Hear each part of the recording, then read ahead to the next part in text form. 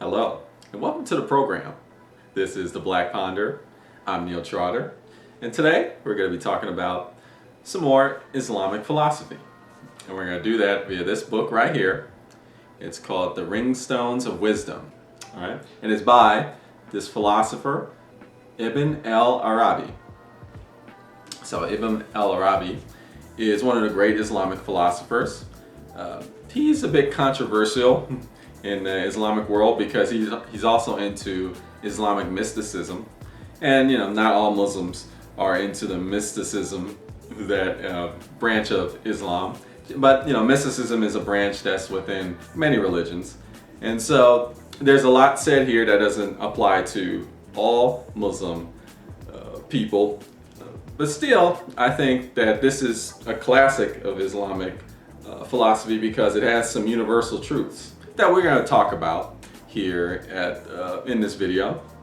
And I think what's being said here that we're about to discuss, you can apply this to not only Islamic belief, but also to many other religions. And also, this is a great way for people to understand the Islamic faith, because Islam is often misinterpreted. There's a lot of belief about Islam that's just not true. And a good way to understand what Islam is really about is to read some Islamic classics, some Islamic texts. So that's what we're going to talk about today. So a big theme in all religions is this idea of self-actualization. So what does that mean? Well, that means a lot of things, right? But we're going to talk about what Ibn al Arabī is talking about when he refers to self-actualization. And I think this applies to many other religions like Christianity. And by talking about this idea of self-actualization, we can understand what really is Islam about, as well as what religions in general are about.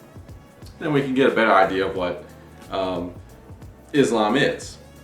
So we begin with the quotes that I've selected from the text. That's how we roll here on the Black Ponder. We read quotes from the text, and then I add supplementary commentary. And then hopefully you can add your supplementary commentary on the comment section of the YouTube video. So if you happen to have this edition of the book right here, and if you want to follow along, I will give you the page numbers and the position of the quotes, and we can talk about it together. And if you don't have the book, it's fine. I'll read you the quotes, and then we will discuss. So this is quote number 1 is from chapter 1. The ringstone of the divine wisdom in the word of Adam. And we begin on the 3rd sentence here. And in this book, this is page number 3. To see his identity in a comprehensive being, that compromises the whole affair, insofar as it is possessed of existence, and his mystery is manifest to himself through it. For the vision a thing has of itself in itself is not like the vision of a thing has of itself in another thing, which will be like a mirror for it. Indeed, he is manifest to himself in a form accorded by the locus seen, which would not have manifested to him without the existence of that locus and his self-disclosure to it. So what's being said here? Let me just start off with some little notation that I put in the book. I wrote, we are of God. So God uses us to examine himself. Okay. So this is the concept that Ibn al Arabī is talking about, discusses in this book right here, the Ringstones of Wisdom. He talks about how, so God, he's omniscient, like he knows everything, right? This is the Islamic belief. So what's the point of creation? Why create when you already know everything? Well, his creation is a manifestation of himself. So God is self-actualizing himself. Like his creation is him being. What we are is a self-examination of God, because creation is what God is. This is Islamic belief. So we begin there, we start there. What we are and our identities is God reflecting on himself. We are like a mirror. Okay, we start here. So let's continue with that. And we go to the second quote I chose. And this is from chapter 2, the ringstone of the wisdom of breathing in the word of Seth. And we're on page 25. This is the last sentence. Some of those who have grasped the likes of this concerning forms in mirrors have held the position that the visible form is to be found between the sight of the onlooker and the mirror. This is the most sublime knowledge ordained for them. But this matter is as we have spoken of it. If you have tasted this, you have tasted of the goal which, for the creature, no goal exceeds. Do not entertain any hopes and do not tire your soul in trying to ascend to something higher than this degree. There is no such thing at all, and there is nothing after it but pure non-existence. Let me share with you the little notes that I put on the side margins. So, I'm trying to figure this out too myself. I wrote, the discovery of the self, the knowing, rather than the already known, is true meaning. So that's what I put when I'm trying to figure this out. So what's being said here? Well, I think what's being said here is self-actualization is the ultimate goal. Trying to know yourself, trying to understand who you are, discovering your true identity. But because by doing that, you're doing what God is doing, right? Through his creation, God is knowing himself. Now, he already knows himself, so okay, this is the confusing part. So God already knows himself, but that process of him already knowing is what we are. It's the manifestation of his already knowing. That's what we are. Our self-discovery of ourselves is the knowledge that God has of himself. So as we self-actualize, what's happening is that it's basically just a manifestation or a reflection of the knowledge of God that God has of himself. And why is this important? It's because knowing who we truly are is what God wants. That's the point, the purpose of God in his creation. Self-identity, understanding who we really are, is the divine purpose. So let's keep going further into this, and we're trying to understand, what is Islam? What is this religion? The meaning behind this religion, the philosophy behind this religion, and we're getting to it. So now we go to the third quote that I chose, and it's on page 32, same chapter. I'm starting here from the second line here. This is the second sentence here, page 32. It is from his spirit that support is given to all spirits. Although he may not be aware of this at the time his elemental corporeal body is brought together, he knows all of this by virtue of his reality and his rank, is himself he who is ignorant of it, in his aspect of being compounded by elements. He is the knowing ignorant. He allows of possessing opposing qualities. Then I skip 3 lines here. Thus he knows and knows not, perceives and perceives not, witnesses and witnesses not. Let me share with you my notes. I notate, the truth of one's identity is the means to constructive contribution. Alright, so not only are we going to be reading the translation of Ibn al Arabī, we're going to be reading footnotes by the translator.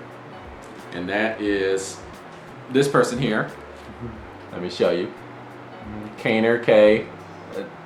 Dagley.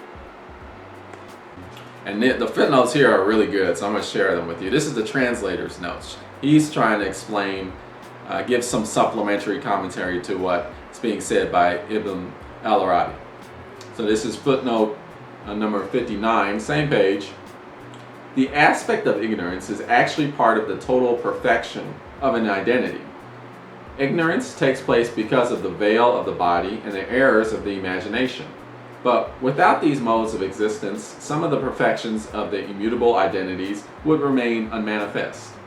It is precisely through ignorance that certain degrees of knowledge are realized, and which would not have been realized without the body and the modes of limitation which it entails. So, what's that being said? This is like an explanation of what I read before by the translator. Okay, so what I notate as regard to that footnote, the struggle to know thyself is necessary for true benefit.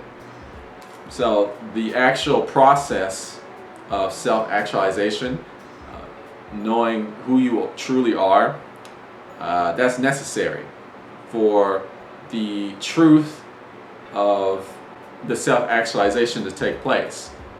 The body, the reality that our bodies are in, and the limitations of our body, and the things that come with that limitations are necessary, because this is how we discover who we truly are. I continue on page 33. Now this is Ibn al Arabī's text. I start on the first line here. No one contains anything but his own soul, even though the forms he encounters are diverse. Not everyone knows this, that this is the reality of things. That is that very purest part of the quintessence. So what's being said here? The only thing that really is true is one's soul. Okay, so what is that? What is the soul? Well, I would say that what the soul is, what I'm thinking Ibn al Arabī is implying, is that the soul is who you truly are. It's what you can self-actualize to be. It is your true identity, your true purpose. Now, self-actualization in this world, not an easy thing to do. Very difficult, knowing who you really are. There's a lot of struggle, there's a lot of hardship that goes with that. A lot of learning, a lot of roadblocks, people getting in your way, people trying to stop you, all these limitations and boundaries that you have to go about. And that's just necessary to discovering who you really are. And that's important to understand. It's not that the struggle, the fight to self-actualize, to discover your identity, is in itself a great thing, or in itself like something that should be celebrated. It's just a necessary aspect of the path to you knowing who you truly are. The process is what's important. It's similar to, when you're wet, for example. Let's use an example. Liquid falls on you, you're wet.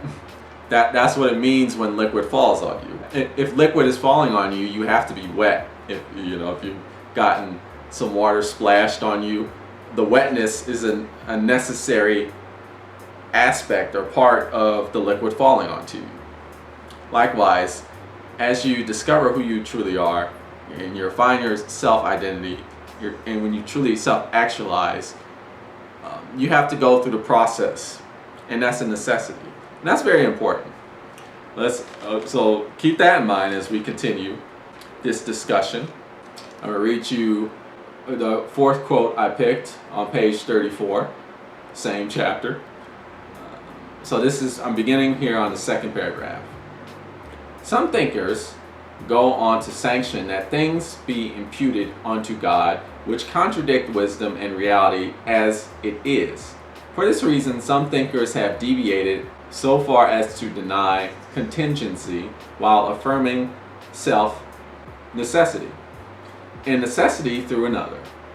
The man of realization affirms contingency and knows its presence, as well as what a contingent thing is, from whence it comes as a contingent thing.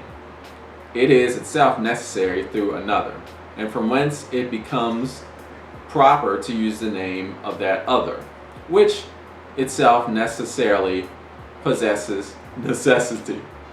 So there's a lot of necessary, necessity, a lot of those kinds of words. Self-necessity, what's going on here? Well, I'm going to refer to the translator's footnote that tries to break this down further. This is footnote number 68. Let me read it to you. The division into contingent, impossible, and necessary is intellectual and has no bearing on what happens in the external world. The impulse of the theologians was to affirm that God was capable of absolutely anything. In their view, to say that God is not capable of doing something is tantamount to attributing some sort of deficiency to him. For Ibn al Arabī, this is a confusion of the realm of concepts and the realm of concrete things. To say that it is impossible for God to be unjust is not a limitation, and neither is it a limitation to say that God cannot make 2 plus 2 equal 5. Contingency, impossibility, and necessity are ways of thinking about that which actually is and that which actually is not. So let's think about what that means. Right? And we go back to the necessity of what one has to go through to self-actualize. It's a struggle. And you might say to yourself, well, why does it have to be a struggle? Why can't we already just know this and it just be easy and simple? We have to go through this hardship and this difficulty to get where we need to go, to realize our truth and meaning and purpose. And what Ibn al Arabī is saying is, well, that's just how it is. And to say that it should be like easier, we should already know. It's like saying, well, why can't we make a world where 2 plus 2 equals 5? It's absurdity. You're asking absurdity, right? Some things are what they are, and they follow from necessities. Right. So I'm going to read you my notation here. The struggle, hardship, pain, and suffering of free will, and we'll get into the free will, are necessary to discover true identity. Self-actualization necessitates free will. No free will, no self-actualization. And free will is the cause of a lot of hardship, struggle, pain, suffering. And you have to have free will to be able to discover who you truly are, your true identity, to self-actualize. That's just a necessity. If you don't have free will, then you can't self-actualize. And to say like, well, I should be able to discover or understand true meaning and true purpose and find ultimate wisdom without all that, well, that's like saying, well, that 2 plus 2 should equal 5. So let me break it down even further. We're talking about self-actualization and what's necessary for self-actualization to happen, and the nature of self-actualization and the meaning behind it, the philosophy of it. So I'm going to read you the 5th quote that I chose. This is from a different chapter, chapter 3, the ringstone of wisdom of glorification in the word of Noah. This is from page 38. This is the 6th line. The real has a special manifestation in every created thing. So Ibn al Arabī references this concept called the real. That's what he talks about. That's what the translator uses to discuss this concept. It's called the real, and that's basically ultimate reality, the true nature of things. So the real has a special manifestation in every created thing. He is the manifest in every object of understanding and is the hidden from all understanding, though he is not hidden from the understanding of one who holds that the world is his image and his selfhood. I refer to you the footnote. These footnotes are very, very good, I found. They're very enlightening. So I'm going to read you the 4th footnote here by the translator. This is another way of saying that God discloses himself in accordance with the preparedness of each individual thing, because each identity is different from all others. The manifestation of God in each will be unique.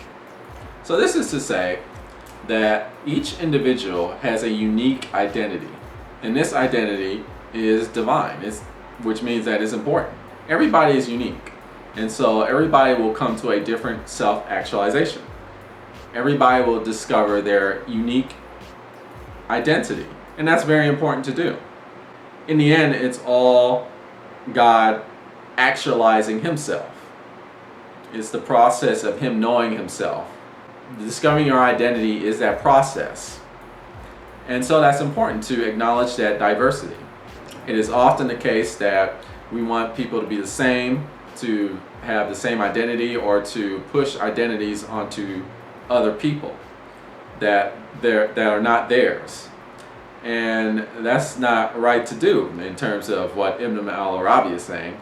Ibn al Arabī is saying that you should allow people to self-actualize based off of their own unique identity, because all unique identities is a divine manifestation of God. So you shouldn't push different identities onto people who that's not truly what their identity is. And you shouldn't discount diversity, because I'll read it again.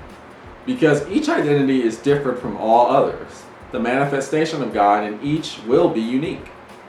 And it's all God disclosing himself in accordance with each individual thing. So there's divinity in the diversity of identities of people. And we should allow people to discover that uniqueness that everybody has. And this is what Islam is about. Don't get it twisted. Don't misrepresent. Check out the classics. Well, we're going to continue with the next quote from this classic Islamic philosophical text. So here we're in page 63, and this is the sixth quote that I picked. It is from chapter 5, the Ringstone of the Wisdom of Love in the Word of Abraham. So we're starting here on the second paragraph. This is the third line at the end. You possess an existence. If it be affirmed that the existence belongs to the real and not to you, then without doubt, the determination is yours in the existence of the real. If it be affirmed that you are the existent, then the determination is yours without doubt, although the one who determines is God. All he does is to emanate existence upon you, and the determination is yours and is over you. You praise none other than yourself, and you lay blame on none other than yourself. All that remains for the real is the praise of the emanation of existence, because this belongs to him, not to you. You are his nourishment through the determinations, while he is your nourishment through existence. Whatever is identified as yours is identified as his. The affair proceeds from him to you, and from you to him. However, you are referred to as being charged with responsibility, and he charged you with the responsibility through what you said to him, namely, charge me with responsibility, which you spoke through your state and through what you are. So we'll stop there for a minute. I'm going to read you what I wrote on my notes. God is not responsible for us. Rather, God grants us responsibility to carry out the divine. So this is just to understand what Islam is about. Let me reread you this sentence right here. You are his nourishment, God's nourishment, through the determinations, while he is your nourishment through existence. So God grants us existence so that we can determine. He gives us free will. But we have the power of determination. We decide. Okay? He's just providing the existence for us to decide. Decide what? What are we deciding? So I will reread this. What you said to him, what I said to God, what you said to God, charge me with responsibility. I want responsibility. For what? Which you spoke through your state and through what you are. You want responsibility for discovering who you are, discovering your true nature, your true identity, self-actualizing yourself. This is our responsibility, to find our true identity, to find the meaning behind who we really are, to self-actualize ourselves. Do it through our own free action, our free will. This is our responsibility. And I'll just read you the next sentence. He is not to be referred to as being charged with responsibility, God. And I wrote in my notes, This is how our consequences matter. Our free will, our free action can result in real destructive falsehood because we have the responsibility. So when we use our free will for things like blocking other people from discovering who they really are, or enforcing identities that are not theirs onto other people, for example, that's destructive because we have the free will to do that, and we have power to do that, and that means a lot, and there are negative consequences for that. And this is how the struggle of self-actualization, the hardship of self-identity arises. The conflict of people not acknowledging diversity in identities and exerting their free will to block the self-discovery of others. So let me read you the footnote here, the same page here. This is from the translator, footnote number 25. And we're talking about when we said you are his nourishment. What does that mean? We feed God, and then feed is in quotes. We feed God in being his self-disclosures and as manifestations of the divine, all possibility, while we feed, quotations again, on God by virtue of the emanation, the assimilation of food, which is a symbol of the assimilation of knowledge. So this is just symbolism. God feeds, this is a symbol, on man for his part, and man feeds on God. He eats God. This is a symbol, right? The ritual expression, okay? And then what the translator brings up is that this is a thing that exists in many religions. For example, Christianity. We have this thing called the Christian Eucharist, and that's when you take and eat the body and blood of Christ, and you drink the wine and eat the bread. The Christian Eucharist is like you're literally eating the body and the blood of Christ. It's that same universal religious message that we are a part of God, and us being is God expressing himself, and without us being, God is unable to express himself. But it's not that God is unable to do it, it's just that he is doing it, and so we are being, right? And so allowing us to be our true self, or allowing people to be who they truly are, is what God wants, is what God is how God is manifesting, is how the divine is happening. So let me continue with footnote number 26.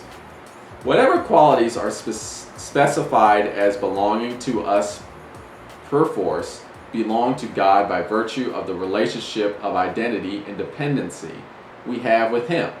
It is existence that proceeds from God to us, and in a sense it is our very essence or identity which proceeds from us to God and functions as a reciprocal for his emanation of existence. What does this mean? This basically describes the power dynamic. What I said, that God supplies us our existence so that we can manifest our true identities, which in ultimate reality we're manifesting God himself. And this is what the Islamic belief is about. And I write in my notes right here, it is the actualizing of our spiritual responsibility that is the ultimate truth. And what is the spiritual responsibility? It is self-actualization. Discovering the true meaning behind our actual identity. And I'll continue with more footnotes, because these footnotes, they help describe what Ibn al Arabī is saying. This is the 28th footnote. In terms of nourishment, quotation, we serve God, but God also serves, quotation, because he's not really serving. It's a way of, it's a figure of speech. Us, in a way, he is serving us. That's what the quotations is about. By manifesting us and giving us existence. And I put in my notes, we manifesting the truth of God as God manifests us to manifest this truth. We feed off of each other. So it's this mutual relationship that Ibn al Arabī is saying, is what he's talking about between us and God. Our actualization of who we truly are is not only what God wants, is that's what God is. And when we're unable to discover our true identities or express who we truly are as individuals, that is not allowing us to be what God really wants us to be. It's not how God truly is manifesting himself into the world, because the way God manifests himself and expresses his true ultimate wisdom is by our true identities, because he created that for us to self-actualize. This is important to understand, because who you truly are is very important. And when we try and block that, that is against Islam. So let me go to quote number 7 here, what I picked. And this is from chapter 8, the ringstone of the wisdom of the Spirit in the word of Jacob. All these chapters have long titles to them, which is cool. All good. So I'm going to start here on the second to last line here. Obedience is your very act, and so religion comes from your acts. You experience happiness only through what comes from you. Just as your acts establish happiness for you, so too does his acts, God's acts, which are yourself and things that come to be. Establish the divine names. Through his effects, he is called divinity, and through your effects, you are called happy. God likens you to himself when you institute religion and obey what he has prescribed for you. And I skip to the second paragraph here.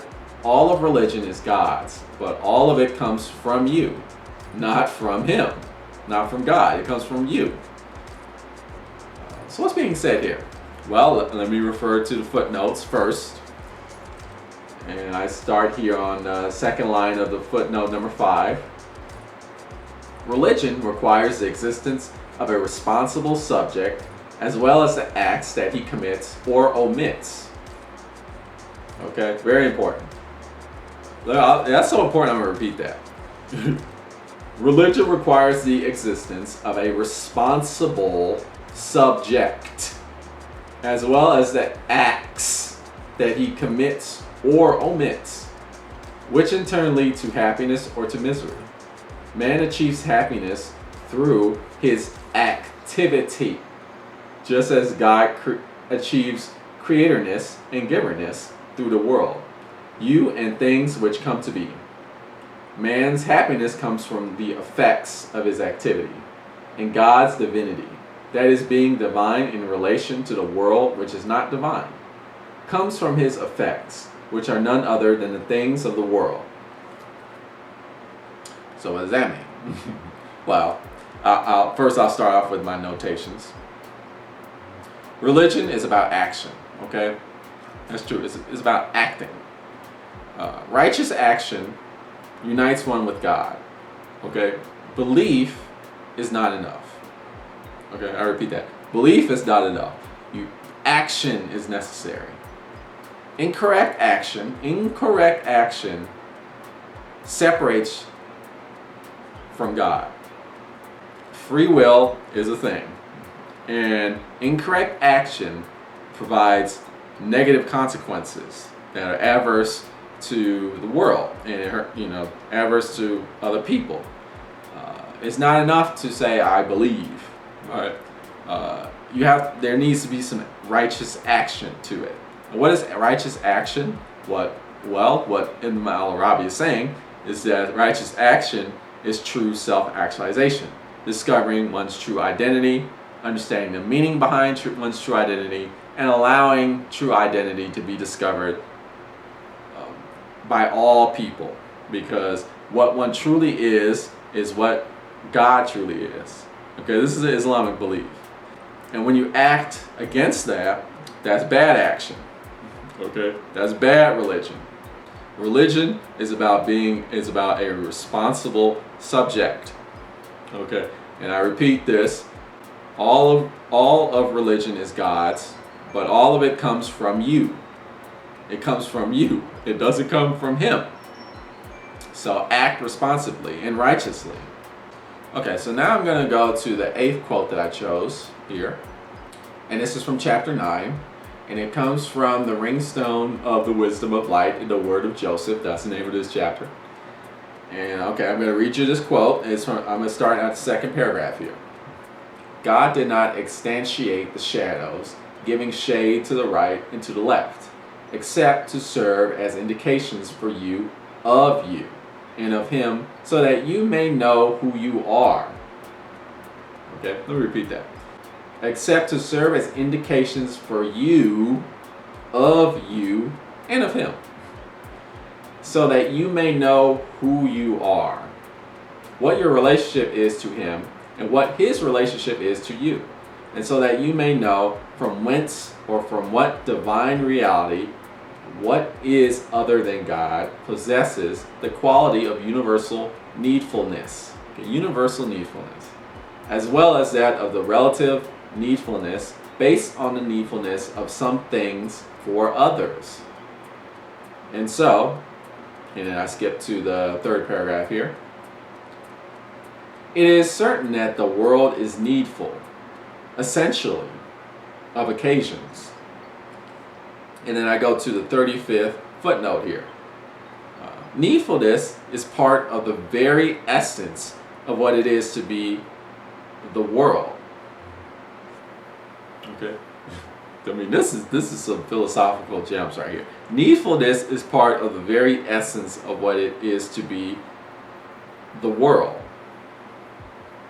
Okay, and then let me just repeat this stuff. The quality of universal needfulness, as well as that of relative needfulness, based on the needfulness of some things for others. It is certain that the world is needful. What does that mean? Okay, I'm going to read you my notes.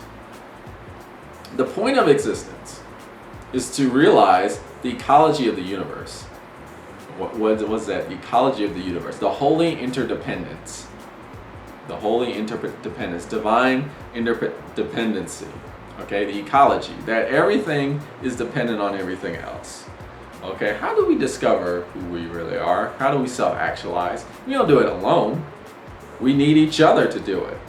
We need the righteous actions of others. And what are righteous actions? Righteous, it's a charged word. It's just actions that help others discover and, foster and be who they truly are. Because who they truly are is what is the manifestation of God, His creation.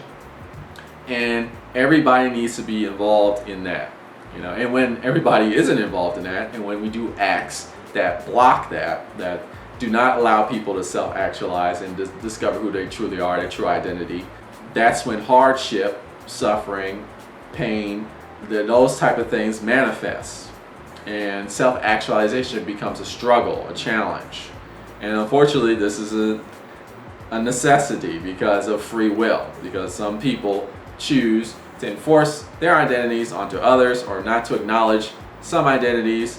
These identities that some people choose not to acknowledge are true. They're true and they're meaningful and they're manifestations of God. So this is important to understand. We're talking about the philosophy of Islam here, and a lot of it has to do with the ability to self-actualize. What does it mean to discover one's true identity, and what is our connection with God? There's a lot of misinterpretations or misrepresentations of Islam, and then there's just people who just say outright wrong things about Islam. And to be honest with you, Ibn al Arabī isn't the representative of the entire religion, right? A lot of things that he says in this book in particular are controversial. I picked out the things that represent some of the true nature of the philosophy of Islam, and not just Islam, just the true nature of religion in general. Self-actualization is an important part of all religions. discovering your true identity, knowing thyself, as the philosophical saying goes, that is a religious theme, a religious tenet.